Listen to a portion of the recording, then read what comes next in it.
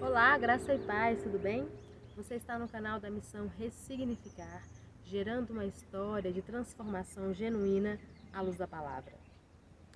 Seja muito bem-vindo ao nosso canal, nos segue lá, nós estamos também no Facebook, no Instagram e no TikTok.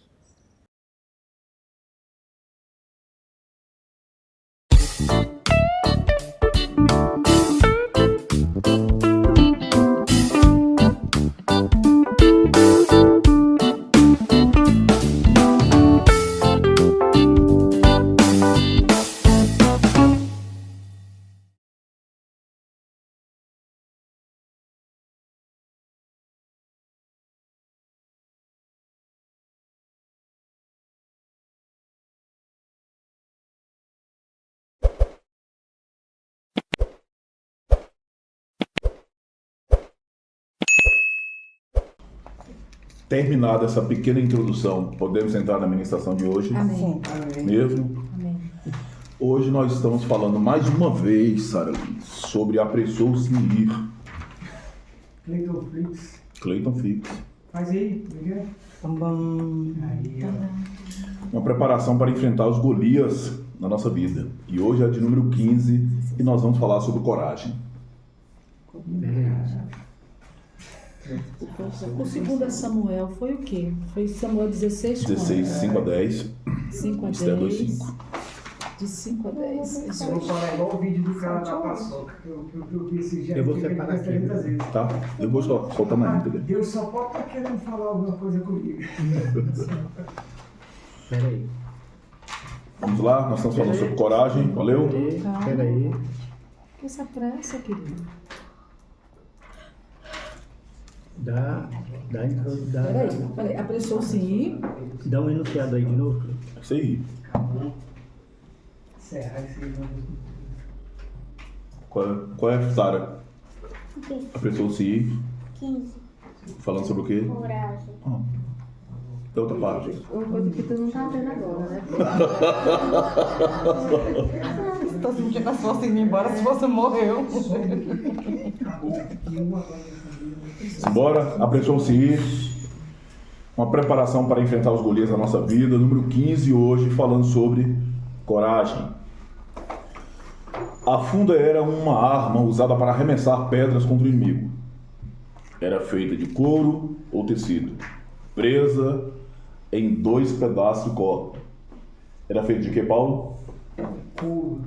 Ou tecido presa em 2 pedaços de corda. Perfeito. A funda era usada por pastores para proteger o rebanho de animais selvagens. Soldados também treinavam com a funda para arremessar pedras a longa distância. A funda é mencionada na Bíblia em vários versículos, como 1 Samuel 17, 49 e 50, não precisamos ler, que é o texto onde Davi vai pegar a funda e resolve a pedrada na cabeça de Golias.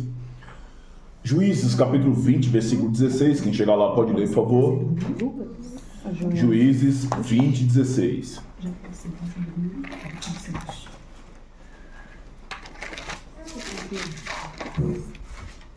Pastor, o fato Juízes o quê? 20, 16. dos soldados usarem a funda só para treinamento e dar. Não, não era só para treinamento. Ia para guerra com a funda também. Não, então tá.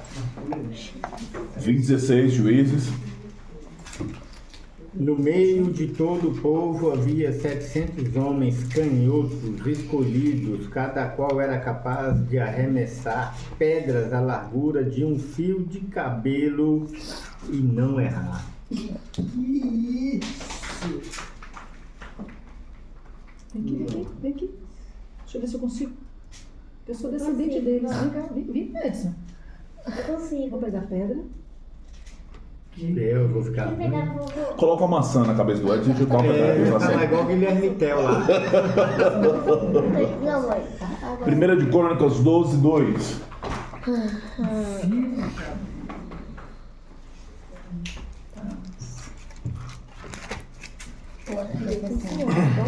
Dois ou 12? 12, 2. 1 de Crônicas 12, 2. Estavam armados de arco e usavam tanto da mão direita povo da esquerda, em atirar pedras e em atirar flechas com o arco. Eram dos irmãos de Saul, benjamitas. Então vamos lá.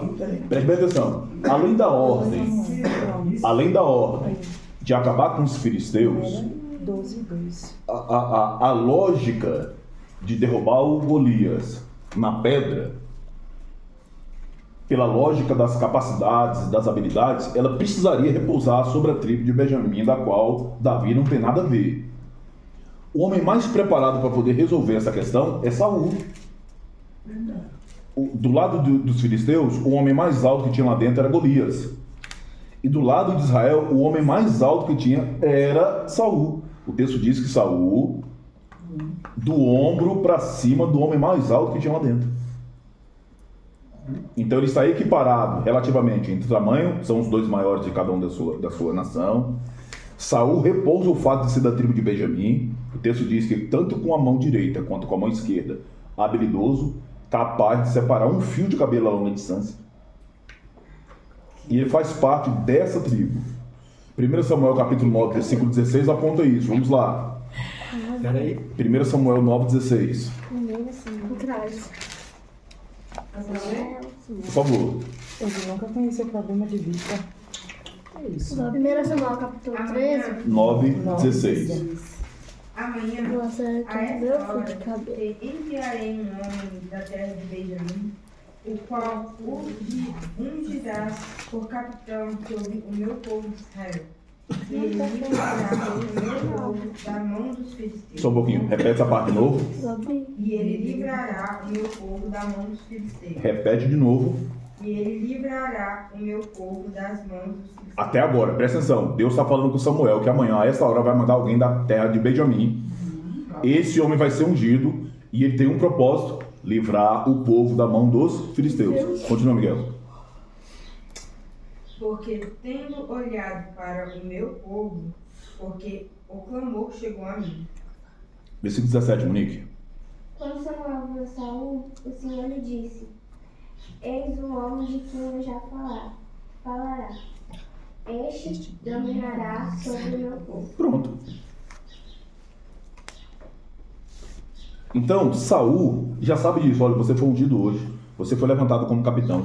Um dia vai vir uma guerra contra você. Todas as guerras você tem que ter medo. Mas quando eu ouvi a palavra filisteus, opa, essa daí é minha. Essa aí eu fui levantado, eu fui ungido, fui capacitado para poder ganhar ela. Vai de sola. Ney, senhor, o comandante chega, quantos homens nós vamos preparar para essa guerra? Ninguém. Eu fui preparado para resolver o problema com os filisteus sozinho, não precisa de ninguém não. Eu resolvo isso. Preste bem atenção. Quando Davi foi para cima do filisteu, o que ele falou? Toma minha armadura. Quem falou o quê? Quem falou Davi? Quando Davi foi para cima dos filisteus, depois dele ser humilhado aí, você está se levantando contra Deus dos contra... exércitos. Isso mesmo, o Deus dos exércitos. Poxa, quem tinha que falar isso aqui era Saul. De fato. Porque Davi não recebeu unção para poder resolver o problema de filisteu. Agora, por que ele foi lá resolver, Paulo? Por que, Ele se Cristiano? levantou contra Por quê? Deus. Por quê? Porque ele se Saulo se posicionou. Mas nós demos um tema para isso aqui. O caminho que você pegou é esse, mas tem um tema aqui. Ele Saul não se posicionou. apressou aí. Por que ele não se Porque não tinha posicionou? coragem. Lhe faltou coragem.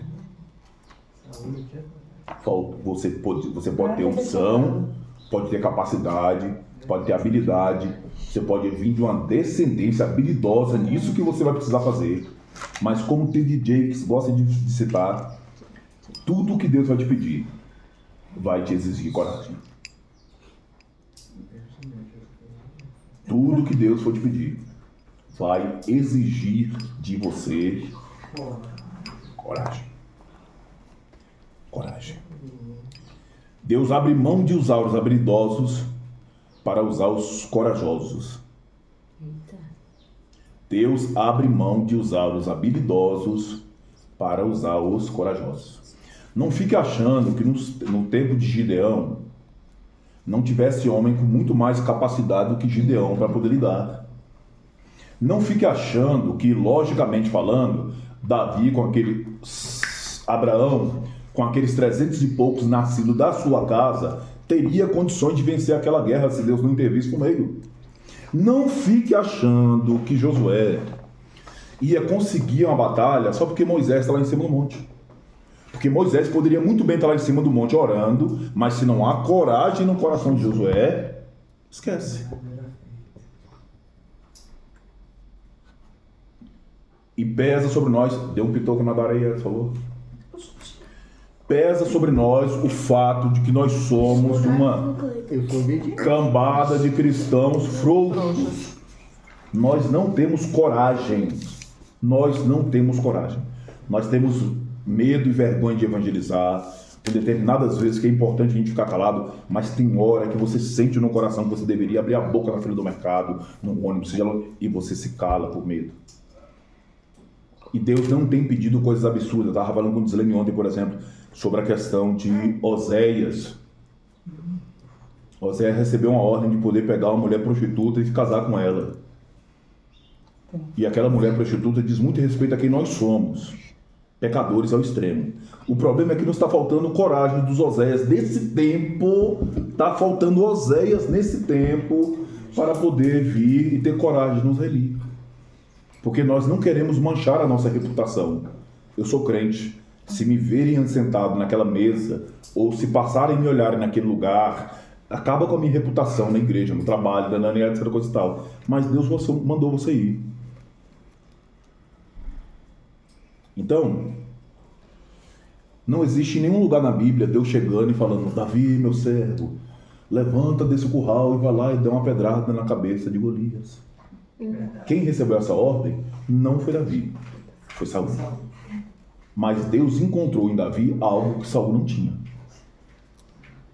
coragem. Sem coragem você não ativa a unção. Eita, escuta aí. Sem coragem você não ativa a unção.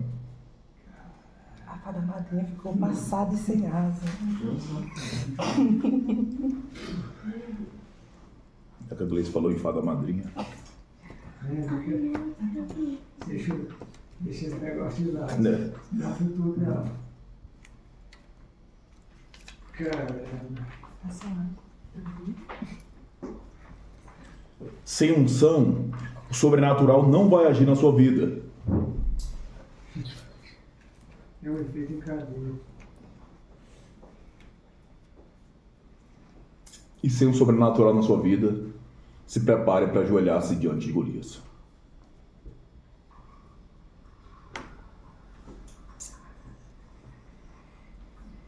Segundo ponto. Tem coisas que você não foi mandado fazer, mas você deve.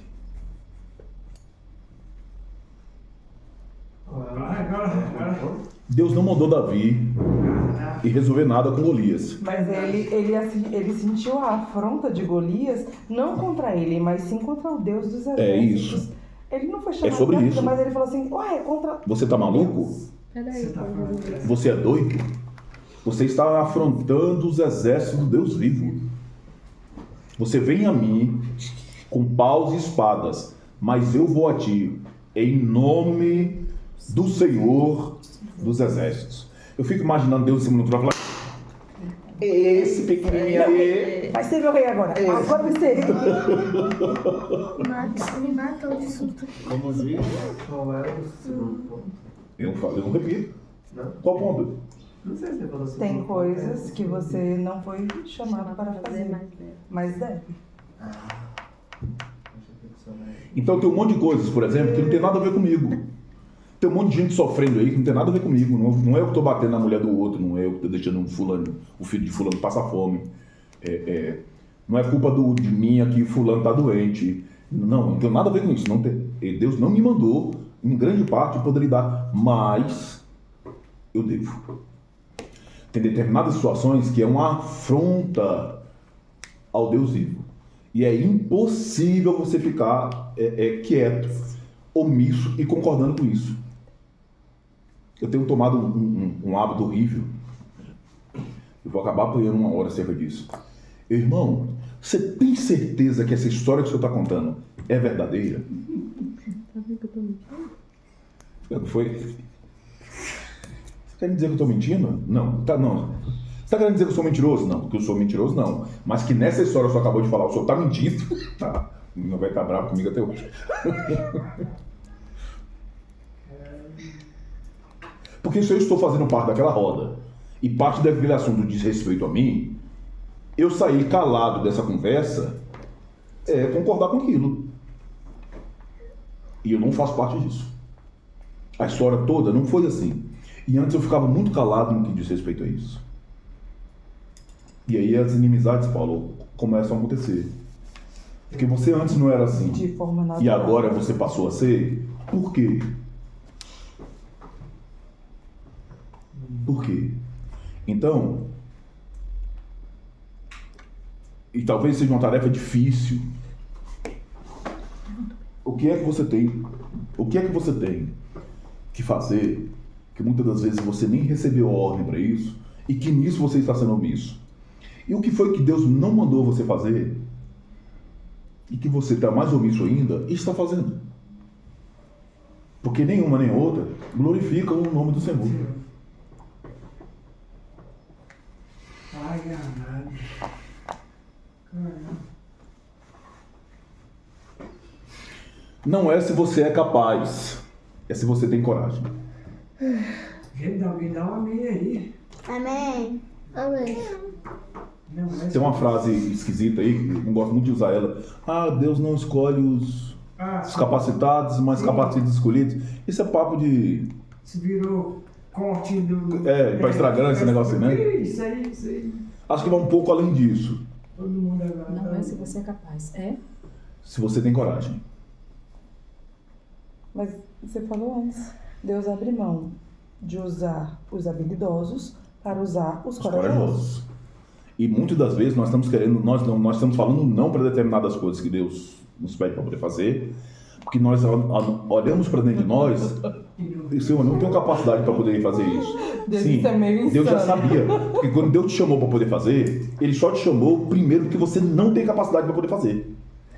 Porque se você tiver capacidade de poder fazer, você vai ser exaltado, o nome dele não. Então quando olharem para o Paulo e falar, rapaz, só pode ser Deus que está fazendo aquilo na vida do Paulo, porque eu sei que você não tem condição de poder lidar com isso. Levanta 50 quilos ali, Paulo. Aí foi aí. Não, mas não é só o Paulo, né? Tu vai ajudá-lo. Aí nem os dois levantam 50. Aí se levantar, foi Deus. Seria 25 para cada, né? No filme do Desafio Gigantes tem exatamente essa parte. O pai fala que ora pelo filho, o pai está na cadeira de rodas e fala que ora pelo filho desde ele nascer. Para que Deus manifestasse a força dele nele, No jogo a de graça fico de pé por você. para que trabalhasse sobre a vida dele. Aí ele pergunta, pai, então por que ele me fez tão pequeno, fraco e do jeito que eu sou? Ele diz, filho, mas é exatamente por isso. Se você já fosse capacitado, forte, alto, hábil, para que Deus ia precisar se manifestar? Você faria por si mesmo. Isso não há nada do Senhor. Por isso Ele te fez dessa forma. Justamente para que Ele se manifeste através da sua vida. E tanto você quanto os demais reconheçam que só pode ser Ele que está fazendo isso. Então, você começa a pegar esses gatilhos, a mesma coisa é da forja. Todo mundo vê uma série de coisas e não vê a principal palavra que o Senhor nos traz ali. A oração nunca foi um step. A oração nunca foi na hora do socorro. A oração nunca foi do desespero. A oração sempre foi e deve ser o volante. Ela sempre deve ser primícia, primazia. Não é chegar na hora do aperto. Não. A Dona Clara corrige muito bem aquela hora. Foi negativo.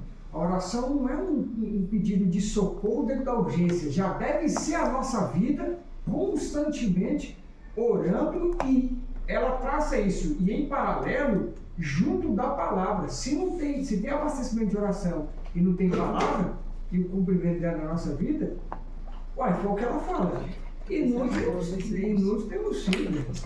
Inútil é tudo que a gente for fazer. E é verdade. Você vai nadar. Nada. 1 Samuel 15, 23 e 24. Amém. 1 Samuel 15, 23, 24. 15, logo 15.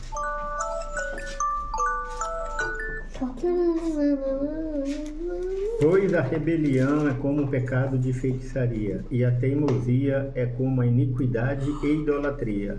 Como rejeitaste a palavra do Senhor, ele também rejeitou a ti como rei. 1 Samuel 15, 24? 23 e 24. 24 agora. Desculpa. E Saul disse a Samuel: pequei, pois transgredi o mandamento do Senhor e as tuas palavras, porque temi o povo e obedeci a sua voz. Então vamos lá. A desobediência gera medo, a transgressão gera medo e o pecado é a fonte alimentadora dos medos. Em nenhum momento que você vê o Saul pecando, você vê em algum momento ele com um coração sincero querendo alcançar perdão. Na situação de Agag, quando Samuel matou Agag, ele pegou e foi para cima de Samuel: ei, se apresenta comigo lá diante do povo, porque senão o povo não vai me querer mais. A coroa. A preocupação. Ninguém está preocupado em, de verdade, receber perdão de Deus. É o meu status. Eu tenho tomado uma certa atenção quando determinados supostos homens de Deus chegam na mídia: olha, irmãos, eu pequei, etc, coisa e tal, bababá. Um dia desse aconteceu isso de novo. Eu peguei e fui analisar as redes sociais do cidadão. Anoto o número em casa.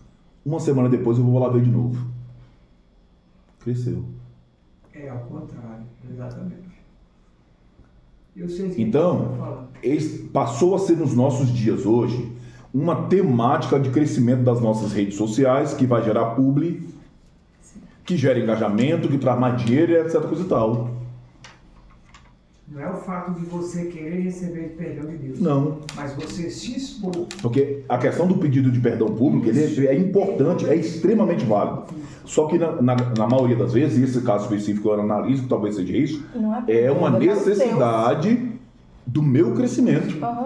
De eu não perder o que eu mesmo é nem Deus. Você entende? O que Deus me fez conquistar. Diferente de uma comunidade aí que grande parte da gente toma isso como ceia. Como seita, perdão. O irmão entrou, foi pegar em adultério. Um ensinador da palavra fantástico. Todo domingo está sentado lá na frente aprendendo. 2 anos, se eu não me engano, ficou nessa temática. Sentado na frente. De vez em quando ia lá assistir o culto, o irmão está lá, aprendendo. Foram lá trabalhar, restaurar as famílias, colocaram tudo em ordem. Daqui a pouco o irmão está voltando pouco a pouco de novo. Você não vê aquela necessidade dele chegar: olha, eu estou aqui na rede social porque eu fiz assim assado. Olha, ontem eu fiz isso, fiz assim assado. Ontem eu era assim assado. Para aquilo ali crescer. Então, essa desobediência à transgressão e esse pecado como essa fonte alimentadora, ela necessita ser extirpada de nós. Porque senão, quando for exigido de nós essa coragem para poder avançar, nós não vamos ter. E vamos ser até um pouco mais ousados e sinceros hoje. Por que nós não abrimos mão agora, hoje, de determinadas coisinhas que nós temos que nós sabemos que desagrada a Deus? Porque o medo já tomou de conta da gente. Nós não temos coragem de avançar naquilo que nós sabemos que é errado e que nos faz mal. Eu passo por isso todo dia. Por que você não abre mão dessa cachaça? Você sabe que isso faz mal? Sei. Sabe que isso prejudica? Sei. Sabe que está arruinando financeiramente sua vida? Sei. Por que você não abre mão disso? Cadê a coragem que não tem? Cadê a coragem que nos falta? A morte de Saul, o medo de Saul é evidente do começo ao fim da sua história. Preste bem atenção, preste bem atenção. Quando ele é eleito rei, ele responde escondendo-se na bagagem. Ele oferece um sacrifício ilícito em 1 Samuel 13, porque está com medo. Ele oferece um sacrifício. Ele não deveria oferecer sacrifício. Isso é responsabilidade de Samuel. Samuel mandou ele esperar. O povo começou a se agitar. Ele ficou com medo. O que ele fez? Ele foi lá intervir numa realidade ministerial da qual ele não foi chamado para poder fazer. O medo da excelência de Davi o leva a perseguir um homem inocente. Ele mata os sacerdotes em Nob porque está com medo. Imediatamente antes de morrer, ele consulta pecaminosamente uma médium porque está com medo, e o seu medo o debilita antes da batalha que tirará a sua vida. Medo. Então você não consegue encontrar um traço de coragem dentro. Eu ia tocar num outro assunto aqui, que foi no contexto da morte de Saul, mas para evitar o corte, para não gerar questões polêmicas futuras, a gente toca isso aqui depois, num outro momento, até para poder livrar as crianças disso aqui. Nós já lemos o texto, mas vale a pena a gente passar nele lá de novo. 1 Timóteo capítulo 1, versículo de 1 a 7. 1 Timóteo 1. 1 Timóteo não, 2 Timóteo. Timóteo 1. Pode ver? Timóteo 1. Dá um time aí. Bom dia. A desobediência dele é tida como a rebelião, por isso a descrição do que a rebelião Não, já a rebelião já está além da desobediência. É porque a É igual a rebelião dele é pecaminosidade. silenciosa, né? É igual a iniquidade. Não existe um iníquo que não sabe o que está fazendo, que aquilo que está fazendo é desobediência. Já é a somatização dessas coisas. Então, o que é o caminho da rebeldia? Ele sabe que está errado, ele foi advertido, ele está optando pelaquela. Olha lá aí, Dan. É o quê? Paulo, apóstolo de Jesus Cristo, pela vontade de Deus, segundo a promessa da vida que está em Cristo Jesus, a Timóteo, meu amado filho, graça, misericórdia e paz da parte de Deus, Pai, e de Jesus Cristo, Senhor nosso. Dou graças a Deus, a quem desde os meus antepassados sirvo com uma consequência pura, porque sem cessar... Serve com o quê? Hã? Serve com o quê? Com a consciência pura. Ah, isso aí tá. Com a consciência pura, porque sem cessar faço memória de ti nas minhas orações, noite e dia, desejando muito ver-te, lembrando-me das tuas lágrimas, para me encher de gozo, trazendo a memória e a fé não fingida, que em ti há, a qual habitou primeiro em tua avó Lode e em tua mãe Eunice, e estou certo de que também habita em ti. Por esse motivo, te lembro que despertes o dom de Deus, que existe em ti pela imposição das minhas mãos. Porque Deus não nos deu o espírito de temor, mas de fortaleza, e de amor, e de moderação. Alguém tem a palavra medo no versículo 7? Deus não nos deu espírito de medo, mas de poder e de amor e de uma mente sã. Então, eu vou alargar isso daqui para poder melhorar a nossa pedagogia. Se você é um fingidor de culto, vou usar o termo da Gleice, se você é um desligador de mente na hora do culto, na hora da palavra, na hora da oração, se você a única coisa que você está fazendo é fingir uma fé. Esse fingimento da fé vai trazer essa realidade desse espírito de medo. Saul tinha tudo para poder ser um rei extraordinário. Escuta a voz do profeta? Não. Obedece a voz do profeta? Ele viveu experiências, muitas. Lembra de quando ele foi ungido? Olha, você vai chegar lá, você vai encontrar 3 homens e você vai profetizar no meio deles. Aquilo deve ter sido uma coisa fantástica. Tem como você não validar o profeta a partir desse ponto? Não tem, mas ele não obedece. Então, essa realidade dessa fé fingida, escuta o que eu vou falar, repetir e denunciar. Essa fé fingida que nós temos, que nós estamos cultuando, cultivando, alimentando, concordando, alicerçando, aplaudindo, dando like, essa fezinha que isso está nos levando para esse ambiente de temor ou medo. E isso é uma realidade espiritual. Então, o Saul podemos dizer que é um homem que teve uma experiência com o Espírito Santo, mas que nunca quis abrir mão desse espírito de medo que estava dentro dele. Que está tendo a oportunidade de mudar a sua vida no dia após dia. Estão me ouvindo aí, parte do sofá? Que está tendo a oportunidade de mudar a sua vida no dia após dia, mas não. Prefere ficar nessa vida fingida, nessa vida de esgotamento espiritual, sabe? Nessa vida de uma realidade sem compromisso, descompromissada, porque ler a Bíblia dá muito trabalho, fazer oração é sacrificioso, porque jejum mata. Oi. Essa é a mentalidade de muita gente. Não quer lidar com as coisas que são santas com as coisas que são de Deus. Não aceita, não concorda. Qualquer palavra de ensinamento é tido igual Saul. Cheguei a comentar um dia desse. Nós estamos vivendo como a Gleice vai passar o resto da minha vida ouvindo isso agora. A Gleice foi parte dos irmãos que Estevão estava pregando. Estevão está falando que vê os céus abertos e o povo está aqui, não está assim? Gleice e uma grande parte da gente não precisa mais levantar as nossas mãos para tapar o ouvido. Exatamente. Desliga. O que foi que o Estevão disse? Eu não sei. Não precisa mais fazer isso. Esse gesto externo, que todo mundo sabe que eu não estou prestando atenção, nada. Eu estou aqui olhando, focando. Você está falando que eu estou olhando para sua cara. Nossa, que ouvinte extraordinária é aquela. Meu Deus! A estátua do Dom Pedro lá vai ouvir melhor do que eu. Jesus! Meu pai amado. Abrir mão dessa fé não fingida. Abrir mão dessa fé não fingida. Perdão. Abrir mão dessa fé fingida. Já está difícil, eu falo para abrir mão da fé. Não fingida. Fala primeiro. Abrir mão dessa fé fingida. Pode enroscar tudo. Tem que ter coragem. Essa fé fingida é a Agag na sua vida. Extirpa. Não deixa ter continuidade. Essa fé fingida é a Agag. Pode ter ouro, prata, pode ter louros, status, mas você vai ter que ter a ousadia e a coragem de optar pela voz de Deus e abrir mão disso na sua vida. 1 Samuel 17:45.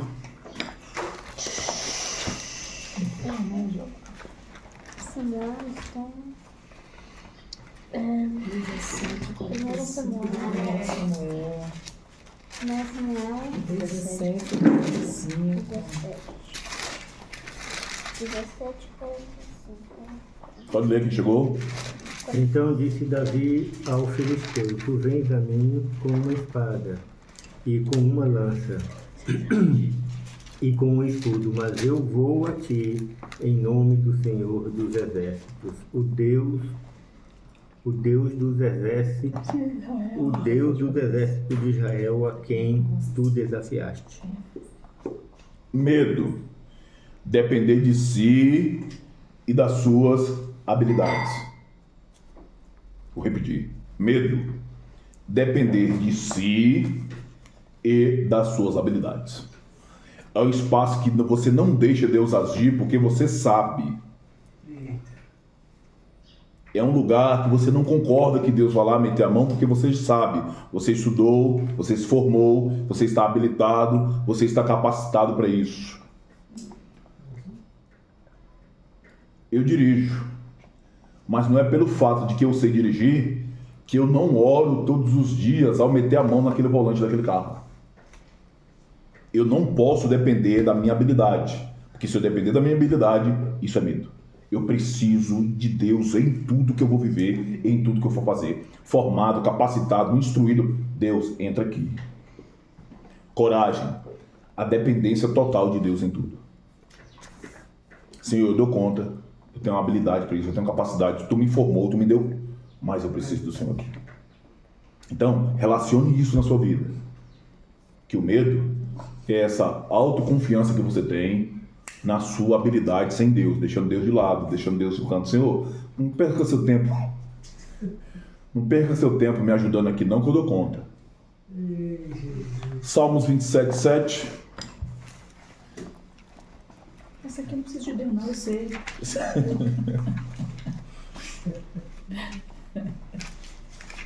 Salmos 27? 7. Salmos 27. Amém.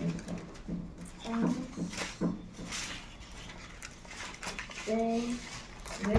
Por favor. 27. Ouve, Senhor, a minha voz quando clamo. 27. Tem também piedade de mim e responde. Todos os dias é importantíssimo carregar uma oração semelhante a essa em tudo que nós vamos fazer. Em tudo. Meu pai gostava de usar uma expressão que ele dizia que a gente não erra no que a gente não sabe. No que você não sabe, você está aprendendo. Sim. E aí meu pai nos dava esse consolo, às vezes estava me ensinando alguma coisa na área de pedreiro, de marcenaria, e batia um prego errado lá, e em vez de acertar o prego, acertava o dedo.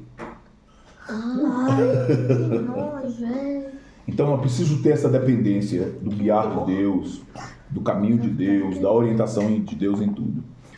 Deuteronômio 31:8.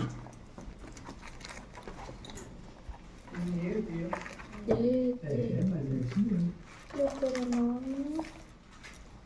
O que sei que quando você vai fazer. E o Senhor é quem vai diante de ti.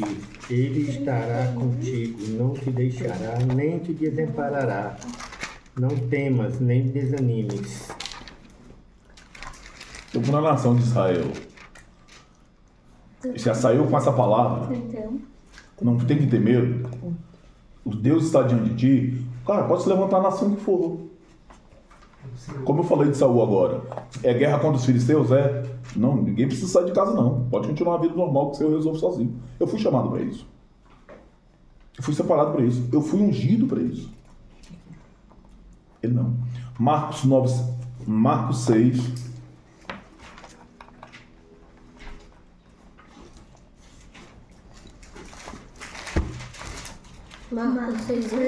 49 e 50. Letra Marcos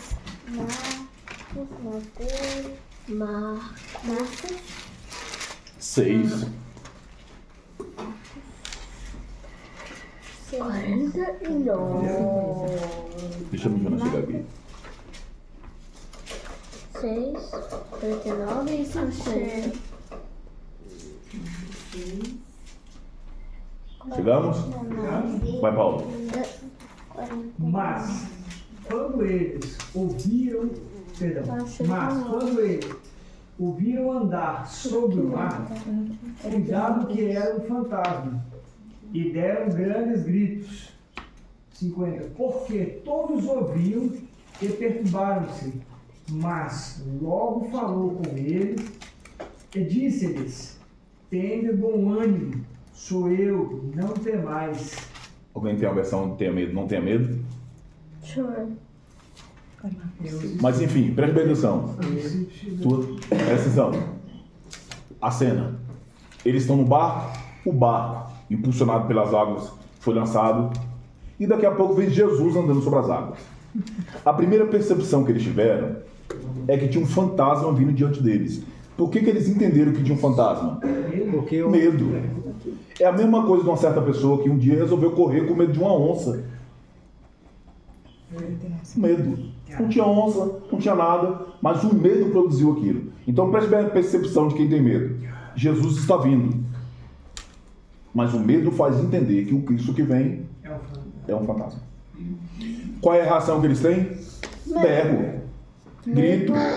É uma rejeição a Deus. É.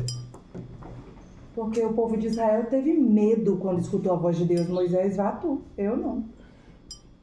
Medo não é Jesus, é fantasma.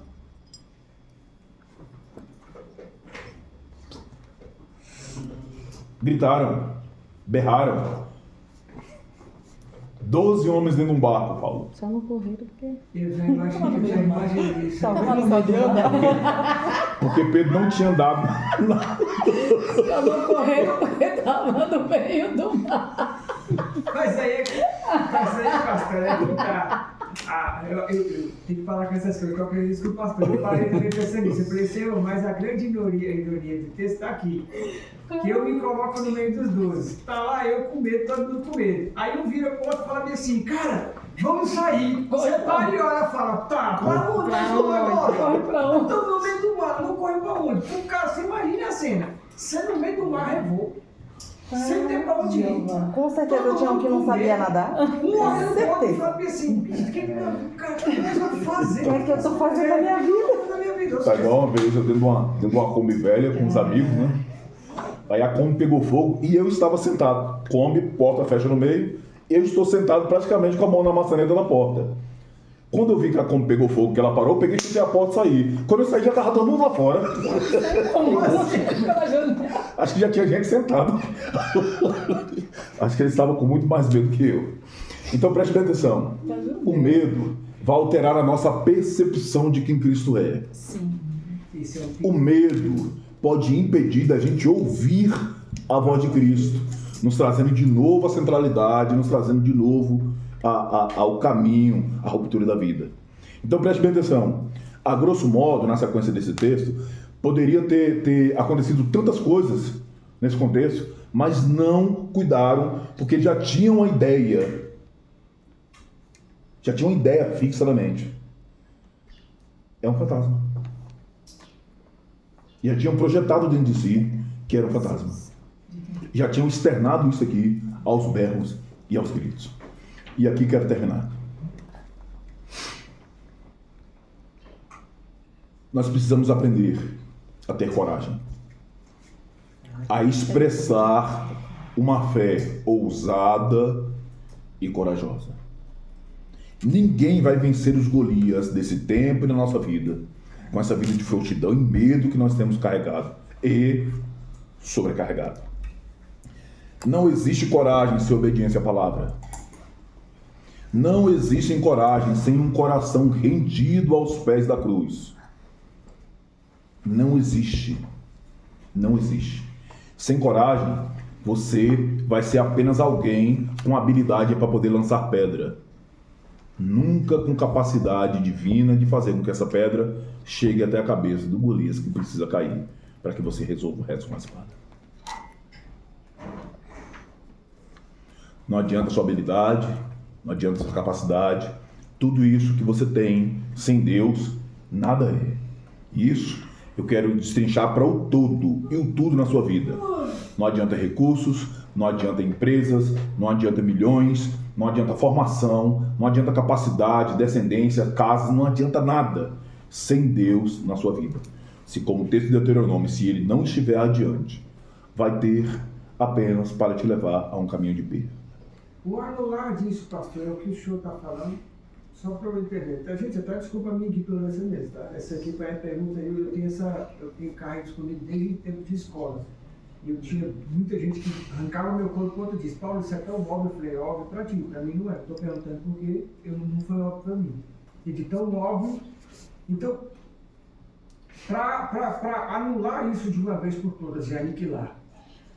O medo.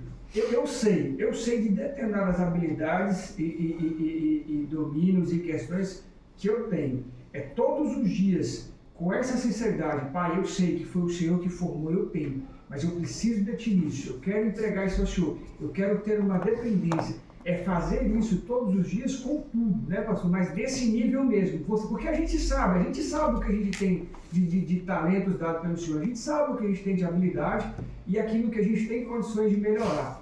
Mas se então ele não tiver nisso, é nulo. Tem um versículo bíblico que talvez vai ilustrar isso. Uns confiam em carros, outros em cavalos. A linguagem é uma linguagem de guerra no passado.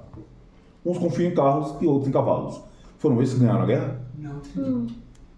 Mas os que ganharam a guerra também tinham carros e cavalos. Mas a confiança deles não estava nos carros e nos cavalos. Então, longe, o pastor está pregando contra a profissão, contra a capacidade de formar. Longe, eu sou um defensor da educação, longe disso. Estou dizendo que você não deve formar, nem firmar a sua vida com base nisso. Sem Deus, nada. Se Deus não estiver à frente, nada. Uma outra situação. Eu vou até pedir para esse irmão gravar esse testemunho para mim. Que ele queria muito que o filho dele fosse uma determinada profissão e Deus um dia pegou e colocou no coração deles. Seu filho vai ser tal coisa. Ele pegou, compartilhou com a mulher, essa coisa e tal, e depois foi esquecendo aquilo. Aí, quando foi chegando e o coração dele ardendo, fala pro seu filho que ele vai ser isso, fala pro seu filho que vai ser isso. Nada. De repente o profeta se levanta na igreja, Deus está te chamando para isso aqui, menino. Eita, era exatamente isso que eu estava escrevendo para Deus, para que eu fosse. E olha o pai rebelde. Quando ele ouviu Deus dizer que eu queria que o menino fosse tal coisa, não deveria ele que deveria estar lá em cima orando? Não. Vai sofrer muito, meu neném. Meu vulgo Dadá vai sofrer demais da conta. e bababá, e por aí ele vai. perdeu a oportunidade de ser ele próprio estar abençoado. Então, longe disso. Sim. Longe disso. Não, sim. Se capacite, se forma em Deus, com honestidade, com justiça, conquiste, tenha, vá remir a sua descendência, vá cooperar e ajudar, mas isso, sob nenhum tipo de hipótese, pode estar à frente de Deus na sua vida e nem na vida de ninguém. Não esqueça, você está no canal da Missão Ressignificar, gerando uma história de transformação genuína à luz da palavra, no devocional Mulher Virtuosa. Nos acompanhe nas nossas outras redes sociais, amém? Pai, toda honra, glória, louvor, domínio, poder e majestade é dado a Ti, hoje e eternamente. Obrigado pela oportunidade de mais esse domingo. Sim, meu Pai. Obrigado pela oportunidade de mais esse ensinamento em volta da mesa. Nós queremos, Pai, te pedir perdão, porque muitas das vezes, Pai, essas representações de Agag na nossa vida, das quais o Senhor mesmo já disse que era para que a gente extirpasse, que a gente abrisse mão, nós temos, Pai, carregado no colo. Temos oferecido o melhor lado do nosso leito, o melhor assento da nossa mesa. Nós temos, Pai, até honrado aquilo ao qual o Senhor disse que não era para estar mais no nosso meio. Perdão porque nós temos inseguranças e medos de abrir mão do nosso pecado, de confessar o quão nós somos falhos. Nos perdoe, Pai.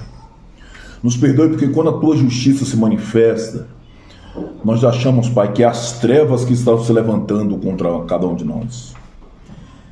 É mentira do nosso esquecimento. É porque nós não queremos abrir mão dos nossos pecados e continuar a realizar e ou manter as coisas de forma oculta. Perdoe, Pai, pelos nossos medos e as nossas inseguranças. Por essas raízes das nossas distrações, depressões e tantas outras coisas, das quais nós, ao redor dessa mesa, temos nos firmados para não poder te servir. Temos nos firmados naquilo que é errado para não poder te servir, não aceitando a Tua palavra, não aceitando a Tua correção, não querendo mudar a nossa vida a partir da Tua orientação. Te pedimos perdão, Senhor.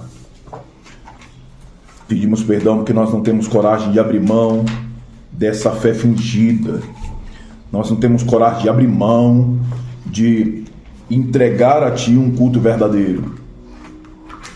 Continuando, Pai, dia após dia, fingindo ao redor da mesa, fingindo comunhão, fingindo congregabilidade. Te pedimos perdão porque nós não queremos, Pai, abrir mão disso. Mas nos impulsiona, Pai, a partir do hoje, a partir do agora, a partir do já, a verdadeiramente termos uma vida santa e aprovada diante de Ti para a glória do Teu santo nome. Permita, Pai, que cada uma dessas palavras, que ela possa, de uma maneira extraordinária, encontrar um coração fértil, pronto e preparado, para que ela verdadeiramente possa frutificar em Ti para a glória do Teu santo nome. E que isso possa nos levar a uma realidade de transformação que só o Cristo pode nos trazer. Que nós nunca mais venhamos colocar a nossa descendência, nosso futuro da nossa prole, em uma situação de perigo pela desobediência que nós temos suscitado nos dias de hoje. Abençoe, Pai, a vida das nossas crianças. Eu insisto em dizer que não tem um deles inocente ao redor dessa mesa. Já sabe muito bem discernir entre o certo e o mal, já sabe muito bem a diferença entre o sim e o não, e eles têm optado em desobedecer por vontade própria.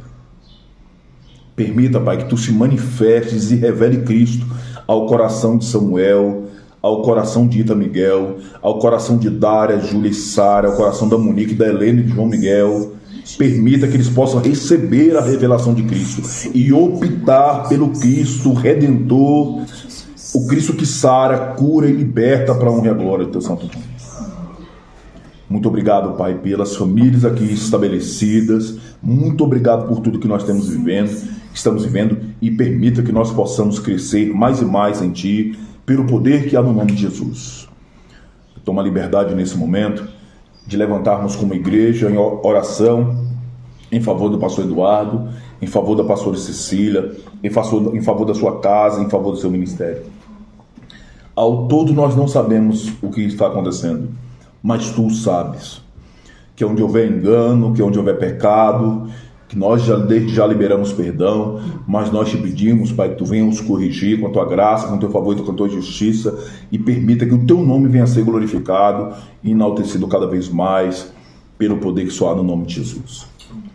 E é neste nome poderoso, e é no sangue poderoso de Jesus que nós oramos, cremos e agradecemos. Amém. Amém. Tira a mão daí.